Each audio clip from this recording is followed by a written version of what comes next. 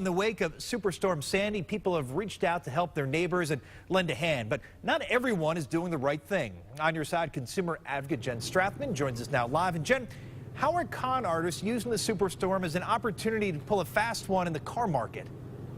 Well, they're looking for a quick way to make a buck. After Hurricane Katrina, 640,000 flood-damaged cars made their way across the country, including here in Northeast Ohio, and it's really only a matter of time before Sandy cars make their way here.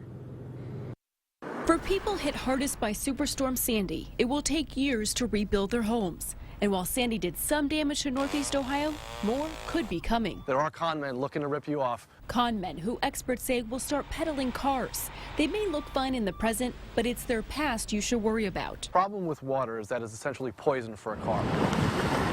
Cars flooded in Sandy's wake have seen plenty of water. These from New York sat in it for days, covered to their roofs, and they could all eventually make their way to you. Well, it's not hype, I think, because we've seen this sort of behavior in the past. The National Insurance Crime Bureau is a group created to track fraud in the industry. So far, members tracked at least 50,000 VIN numbers from cars damaged by Sandy. That's far fewer than Katrina, but still significant, because thousands of flood cars could end up on the market, and you'll never know their secret. In a perfect world, there would be disclosure. Ohio is one of 32 states that participates in the National Motor Vehicle Title Information System. Before dealers issue a new title, they're supposed to give details about the car. This includes cars that are flooded, junked, or salvaged. However, crooked car dealers can retitle the cars in another state and wash the flood from the title record, then resell it. It's extremely easy to clean up a flood-damaged car. Chris Basso with Carfax says with a few hours, a few $100, and a few sprays of Febreze, a flood car can look brand new.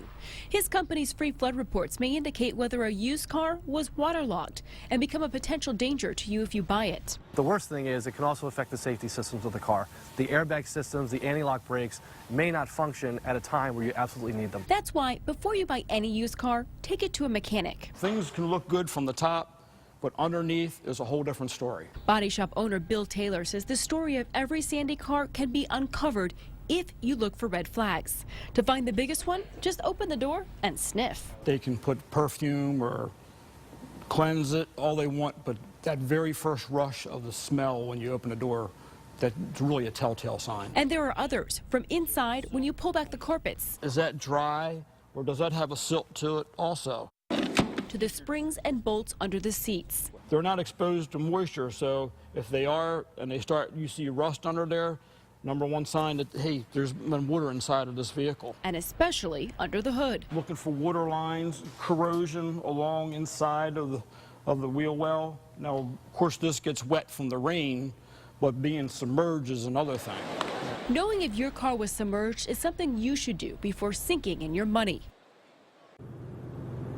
Now, when you're buying any used car, make sure you take it to a mechanic. And if the dealer doesn't want you to do that, simply walk away from the deal. It's not worth it in the long term. It's going to cost you more money if you don't know exactly what's going on with that car. We have tools on Newsnet5.com that allow you to search the background of a car. Just go to Newsnet5.com, click on the Consumer tab. On your side, Jen Strathman, News Channel 5.